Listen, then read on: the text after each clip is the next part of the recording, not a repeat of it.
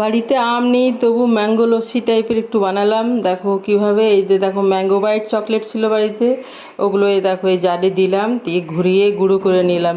কিন্তু এগুলোর কোর পোর্শনটা যেহেতু একটু লিকুইড টাইপের, ডাস্ট টাইপের না হয়ে একটু দলা দলা হয়ে গেল গুঁড়োটা, মানে গুঁড়োটা একটু দলা দলা হয়ে গেল।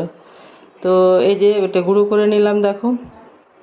এরপর কি করছি দেখো, এই চিনি গুঁড়ো করে নিয়েছি, তারপরে টক দই দিলাম, যেমনভাবে লস্যি আর কি। এবার ঘুরিয়ে দিলাম, ঘুরিয়ে তারপরে একটু জল মিশিয়ে দিই, যেহেতু আমাদের একটু লিকুইড টাইপের লস্যি ভালো লাগে আর কি, খুব থিকটা ভালো লাগে না, খুব ঠিক আর কি। তো এই দেখো, তারপরে ওই ম্যাঙ্গো বাইট চকলেটের গুঁড়োটা দিয়ে ঘুরিয়ে দিয়েছি। দেখো একটা ইয়েলোইশ ভাব এসেছে, আর ম্যাঙ্গোর ফ্লেভারও এসেছে, খুব ভালো লাগছিলো। আমার বাড়িতে যেহেতু ম্যাঙ্গো বাইট ছিল, তাই ট্রাই করলাম। দেখো বাচ্চারা খেয়ে কী বলছে, দেখো খুব সুন্দর লাগছিলো। দেখো আমার বাচ্চারা খেয়ে লাইক দিচ্ছে, আমিও খেলাম একটু, খুব ভালো।